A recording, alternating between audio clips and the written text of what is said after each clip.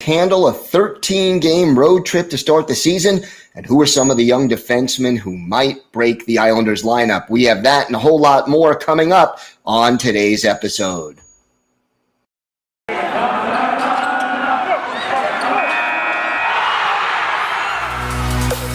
You're Locked On Islanders, your daily podcast on the New York Islanders. Part of the Locked On Podcast Network, your team every day.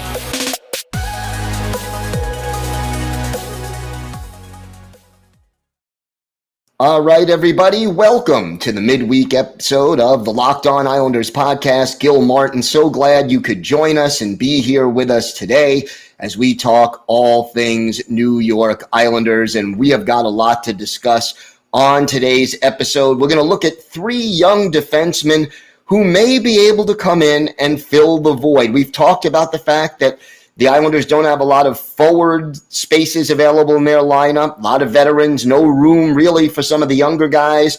Well, we're going to look today at some of the defensemen. Also, we are going to take a look at the Islanders' season opening 13-game road trip, which, by the way, is pretty close to an NHL record. We'll break that down and talk about that on today's episode. Today's episode is brought to you by RockAuto.com. Amazing selection, reliably low prices, all the parts your car will ever need. Visit RockAuto.com and tell them that Locked On sent you. So we're going to start talking about this 13-game road trip. And it is not easy. It's actually going to be the second longest road trip in NHL history. And why I was open season with 13 games in a row? Well, I think we all know that it's because of the opening of the UBS Arena, the new home, with 13 straight. And it's not going, especially in the competitive division, you get a bad start on that trip, and we've always talked on the show about the way the NHL point situation works, and you have that loser point for overtime losses, shootout losses, and yet, it's sort of a absurd when it comes to the standings, because it keeps the standings looking really, really close, but at the same time, it makes it harder to gain that ground. So you may only be 5 points out of a playoff spot, but at the same time, it's harder to make up those 5 points. So, you end up in a situation where, let's say, Carolina is playing Philadelphia. And the one thing Islanders have to root for is not just that Philadelphia wins the game, but that they win it. Otherwise, both Carolina and Philadelphia get 1 point. One of them gets 2 points. And if the Islanders are trying to make up ground, it's harder to make up ground on both of those teams under those circumstances. So, the loser point really does complicate things quite a bit when it comes to trying to make up ground, and we'll see, whether the Islanders can do that. By the way, the 13-game road trip, second longest. The longest was by the Vancouver Canucks. And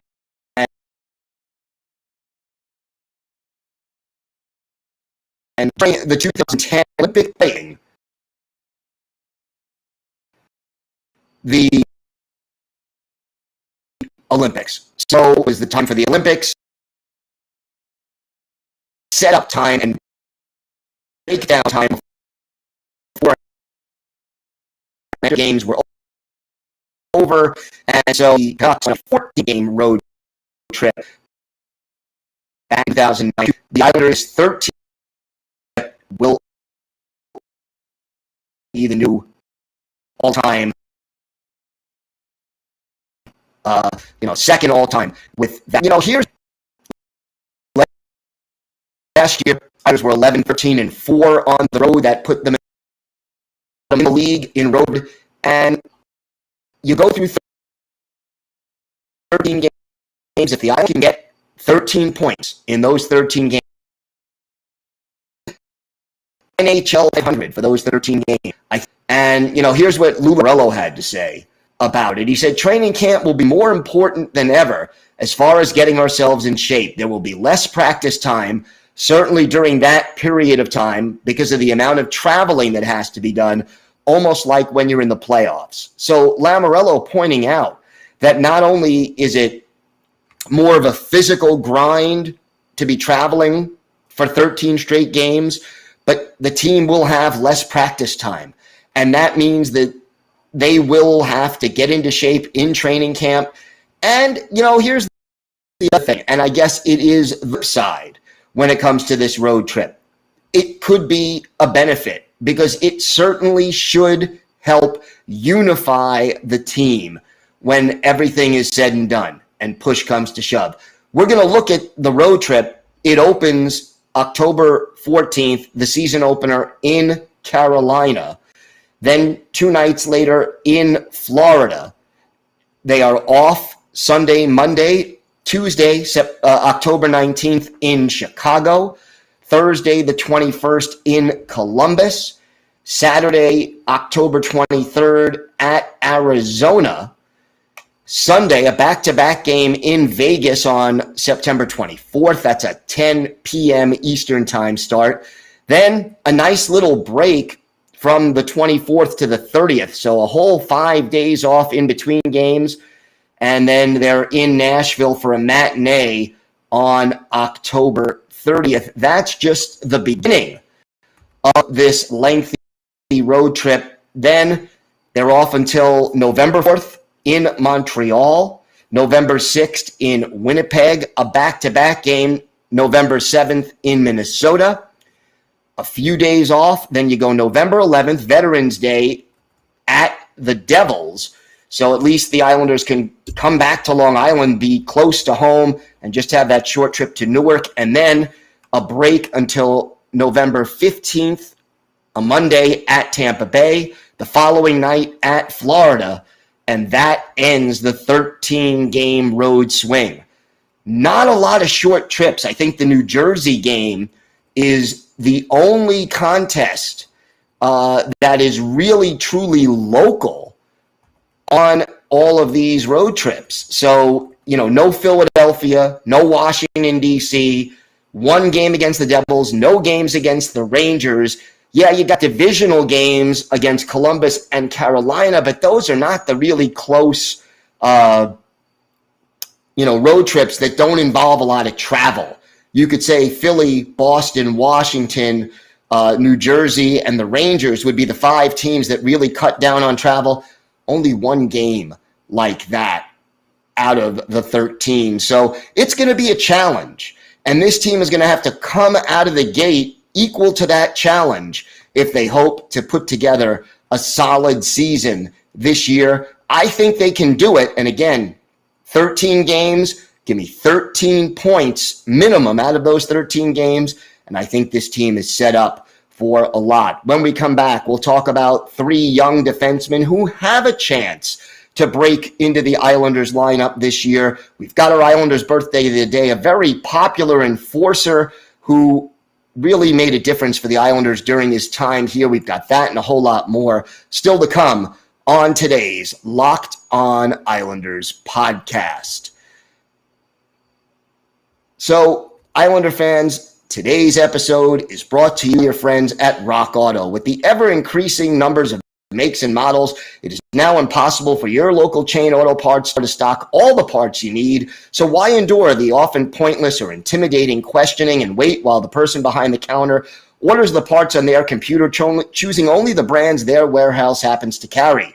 You have access to computers with rockauto.com at home and in your pocket. So why choose to spend 30, 50, or even 100% more for the same parts from a chain store or car dealership? Rock Auto is a family business. They've been serving do-it-yourselfers online for 20 years, and their prices are reliably low and the same for every customer. They have everything you need, from brake parts, tail lamps, motor oil, and even a new carpet. Go to rockauto.com right now and see all the parts available for your car or truck. Write Locked On in there. How did you hear about us box so they know we sent you. Amazing selection, reliably low prices, all the parts your car will ever need. rockauto.com. This episode is also brought to you by DirecTV Stream. Does this sound familiar? You've got one device that lets you catch the game live, another that lets you stream your favorite shows, and you're watching sports highlights on your phone, and you got your neighbors, best friends log in for the good stuff. Well, I want to tell you about a simple way to get all the entertainment you love without the hassle, and a great way to finally get your TV together. It's called DirecTV Stream, and it brings your live TV and on-demand favorites together like never before, so you could watch your favorite sports, movies, and shows all in one place. That means no more juggling remotes, no need to buy another device ever again, and the best part, there's no annual contract. So get rid of the clutter and the confusion and get your TV together with DirecTV Stream. You can learn more at directtv.com. That's directtv.com. Compatible device required. Content varies by package. Islander fans, by the way, if there's something Islanders related on your mind, you've got a question, a comment, a topic you'd like us to talk about, send us an email. The email address, lockedonislanders@gmail.com. And if you leave your first name and where you're from, we'll be happy to mention you on the show when we talk about whatever it is that's on your mind. You could follow the show on Twitter at LockedOnIsles, and you could follow me, Gil Martin, on Twitter at Ice Wars, NYRVSNYI, and we'll keep you up to date on all the latest trades, rumors, signings, and all the news that starts once training camp opens as well. So make sure you stick with us because we've got it all here for you.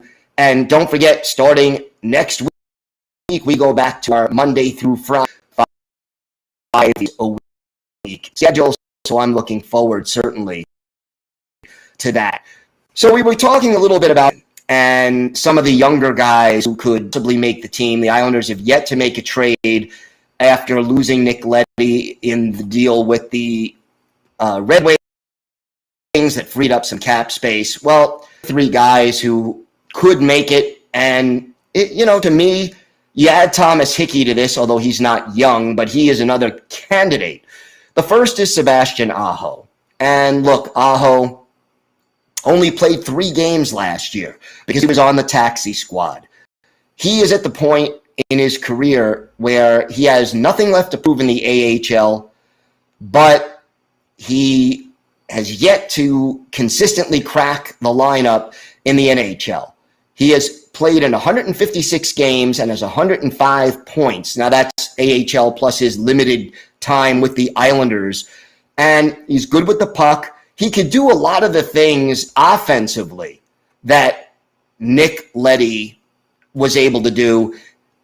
He's, aware. He can back the power play. He's a good passer. Issue with Aho is he's not very 175 pounds. He's 5'10". And more importantly, I think, to the Islanders organization, his defense, not the idol. Now, will the Islanders be willing, able to spot him, to put him on the third pair, preferably when matched up against, the opposition? Yeah, that's a stretch. But it's not something Barry Trotz tends to want to do. He likes to go with the veterans. He prefers players who can get a lot more done in their own zone and may not be able to contribute as much offensively. So, Aho has his pros and cons. He's at the point where if the Islanders send him back to the AHL, that's really a waste. He's not reaching his potential. So maybe they trade him if he doesn't make the roster. Maybe he makes the roster. We have to see. The next player on the list is Robin Salo. And Salo, played in 51 games in Europe, put up 30 points. And, that was with Orbro of the SHL. And again, Salo is offense, but he really does fit the mold of what the Islanders are looking for on that second pair. He's got better size at 6 foot, 182 pounds, and he's better defensively than Aho is. And the other thing about Salo that I think is beneficial is that the style that his team, Orbro, played is similar to the Islanders' style. It's defense first, get back, cover, be responsible in your own end, etc. So that is a benefit. And stylistically, if anyone could imitate what he did, I think Salo is that kind of guy. But here's the issue with Salo. He's only played professional hockey in Europe, which means he probably will need a little bit of time in Bridgeport to acclimate himself to the narrower rink and the physicality of the NHL and the style of the North American pro game. So it'll take him some time. Now, is it possible you start with Aho as the sixth defenseman or fifth, third pair defenseman, and then move midway through the season after Salo has a little time, bring him up? Yeah, that is a distinct possibility. But again, it depends on how Salo plays, depends on how Aho plays, and it depends on what the team is comfortable with doing. The third player is Samuel Bolduc, and we've talked about him. 6 goals, 14 points in 24 games at Bridgeport last year. And Bolduc was probably the MVP of the last year, the Sound Tigers. This year, they'll be the Bridgeport Islanders. You want size? This guy has it. 6'4", 210. He could probably add a few pounds as he matures physically. He can certainly play a lot of minutes and, again, probably has a lot of upside. What he doesn't have, however, doesn't have a lot of offensive ability and doesn't skate particularly well. So, realistically, he's only played 24 games as a professional so far, all of them with Bridgeport last year. If his skating improves, or at least is deemed good enough by the Islanders, I could totally see them going with him. He probably has the most upside of the 3 players we mentioned, and probably fits the style of what the Islanders are looking for. He's almost like, in some ways, a young Scott Mayfield with the size and the defensive ability. Maybe has an even potentially better shot than Mayfield does. So those are the 3 guys. And it'll be interesting to see how the Islanders handle it. Thomas Hickey, again, also a candidate to be in that third pair once the season starts. Some tough decisions coming up for Lou Lamoriello. Bolduc, to me, would make a certain amount of sense, but it's all dependent on his skating and what's going to get the job done. A lot of choices. Training camp will tell, and stick with us. We will get you through training camp every day here on the Locked On Islanders podcast. So, more to come. We've got a very popular Islander enforcer who is our Islanders birthday of the day, and we're going to share one of his magic moments on the ice, and it truly was something you wouldn't expect. So we'll talk about that and more still to come on the Locked On Islanders podcast. We're back and better than ever. All eyes are on the gridiron as teams are back on another football season. And as always, BetOnline is your number one spot for all the pro and college football action this year. With a new updated site and interface, even more odds, props, and contests, BetOnline.ag continues to be the number one source for everything football. Head to the website or use your mobile device to sign up today to receive a 100% welcome bonus. That's double your initial deposit for signing up. Don't forget to use the promo code NFL100. From football, basketball, boxing, hockey, right to your favorite Vegas casino games, don't wait to take advantage of all the amazing offers available for the 2021 season. The fastest and easiest way to bet on all your favorite sports is BetOnline. BetOnline, your online sportsbook experts. Today's episode is also brought to you by Built Bar. Did you know Built Bar has so many delicious flavors? It really is the best tasting protein bar ever. And when you hear the flavors, you understand why Built Bar fans are passionate about their favorites. You've got coconut, mint brownie, double chocolate, cookies and cream, strawberry, cherry barcia, my personal favorite now, salted caramel, sweet and salty at the same time. You can't beat it. And if you haven't tried all the 9 flavors, you can get a mixed box. They'll give you 2 of each of the 9 flavors so you can figure out which ones you like the best. And not only are Built Bar flavors the best tasting, they're healthy too. Check out the macros. 17 to 18 grams of protein in every bar, only 130 to 180 calories, only 4 or 5 grams of sugar, and 4 to 5 grams of net carbs. All amazing flavors, all tasty, all healthy, and Built Bar is the official protein bar of the U.S. track and field team. Go to Built.com and use the promo code LOCKED15. You'll get 15% off your order. That's promo code LOCKED15 for 15% off at Built.com. Time now for our Islanders birthday of the day. And we are a day late on this one, as Tuesday was actually the Nick Leddy, undrafted, a native of Saskatoon, Saskatchewan, broke in with the Islanders in the 1987 season, stayed with the team through the 1986-97 campaign, then finished up his NHL career with brief stints with Tampa Bay and Montreal. And, you know, here's a guy who was tough as nails, teammate, worked hard, 6'2", 195, which back then gave him good size.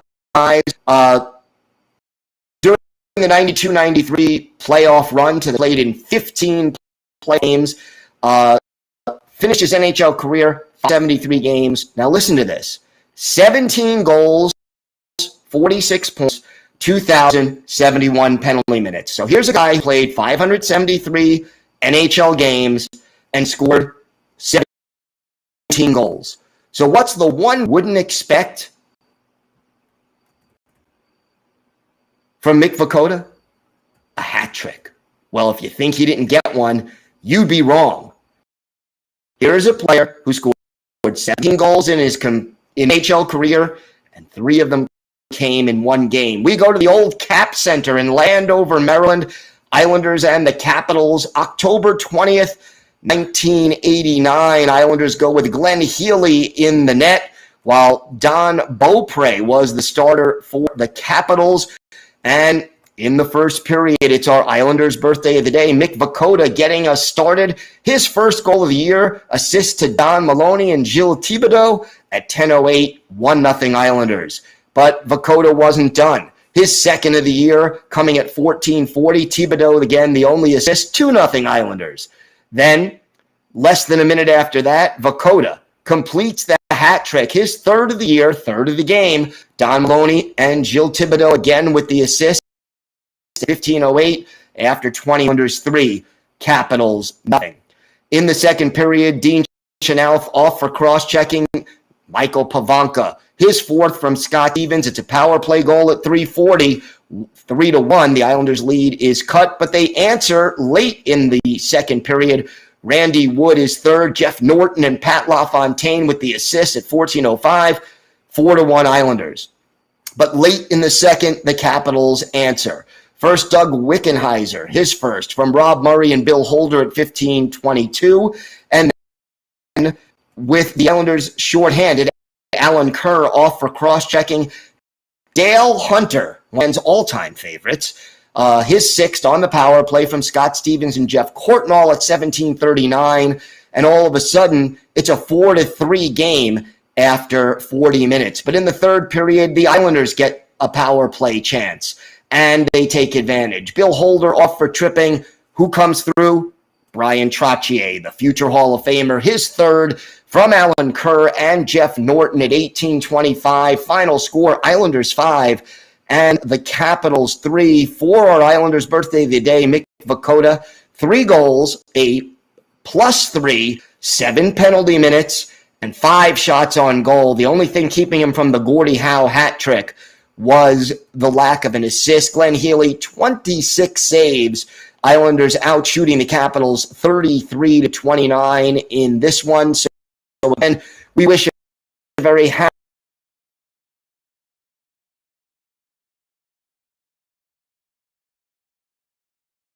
birthday. Cheers, Nick on Tuesday, and he is on YouTube. So if you want to watch this podcast instead of just listen to it, check us out on YouTube. Do a search for Locked On Islanders, and you'll get to see me deliver this podcast. Same great content, but a different way to listen, or to watch now. So please let everybody know that is now available, and check us out on YouTube. Betting on the Islanders doesn't have to be a guessing game if you listen to the new Locked On Bets podcast. It's hosted by your boy Q and handicapping expert Lee Sterling. Get daily picks, blowout specials, wrong team favorite picks, and Lee Sterling's lock of the day. Follow the Locked On Bets podcast brought to you by betonline.ag, wherever you get podcasts. That's going to do it for this episode of the Locked On Islanders podcast. We will be back with another episode on Friday that'll get you through the weekend. We'll have all the latest rumors and all the latest updates. Plus, don't forget, Monday, we go back to the full 5-day-a-week schedule. Have a great day, everybody. Stay safe. For those celebrating Yom Kippur, have a light and meaningful fast. We'll see you on Friday. And, of course, let's go Islanders.